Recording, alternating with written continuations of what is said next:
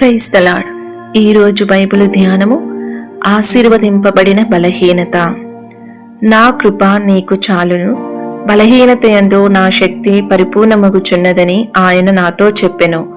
కాగా క్రీస్తు శక్తి నా మీద నిలిచియుండి నిమిత్తము విశేషముగా నా బలహీనతల యందే బహు సంతోషముగా అతిశయపడుదును.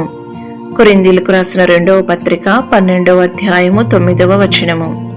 అపోస్తలుడైన పౌలు తన బలహీనత యందే అతిశయించుచున్నాడు. అలాగైనచో ఈ బలహీనత లేక దుర్బలత ఏమై ఉన్నది?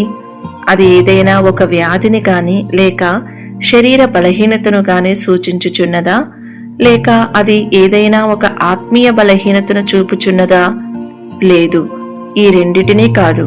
ఎందుకనగా దేవుని శక్తి ఎవరి మీదనైనను నిలుచుటకు ఈ విషయములు కారణములు కానేరవు. అలాగైతే ఇది ఎట్టి బలహీనత?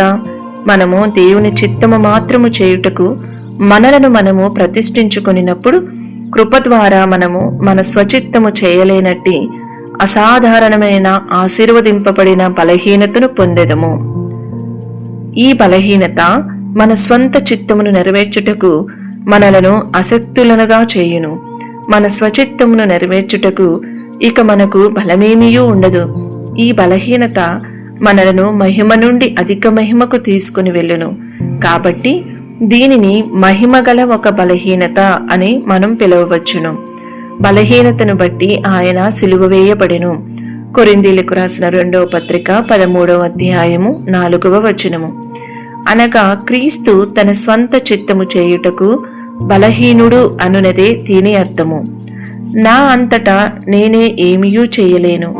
యోహాను సువార్త 5వ అధ్యాయము 30వ వచనము అని యేసు చెప్పెను. కొందరైతే తమ యొక్క స్వంత చిత్తము చేయుటకు శక్తిమంతులై ఉన్నారు. ఆయన ఘనులైన అనేకులను పిలువలేదు గనుక దేవునికి కృతజ్ఞతలు. కొరింథీయులకు రాసిన 1వ పత్రిక 1వ అధ్యాయము 26వ వచనము చూడుము.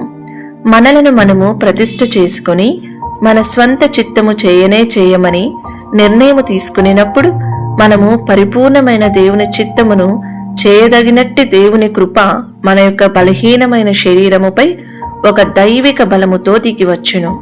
ప్రియమైన చదువరి, యేసు ప్రభువు వారికి, అపోస్తలుడైన పౌలు గారికి మరియు అనేక ఇతర పరిశుద్ధులకు కలిగిన ఈ ఆశీర్వాదకరమైన బలహీనతను నీవును కలిగి ఉన్నావా?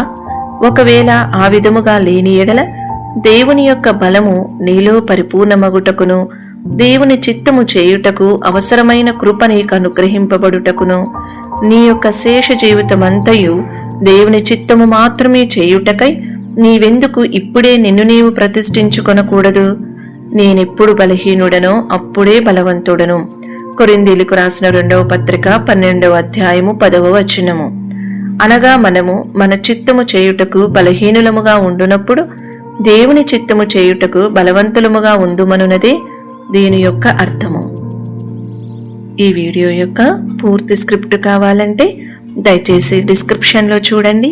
ఈ వీడియో ఆంగ్లము మరియు హిందీ భాషలలో కావాలంటే ఛానల్ను సబ్స్క్రైబ్ చేయండి మరియు వీడియోలను క్రమంగా అనుసరించండి. Praise the lord.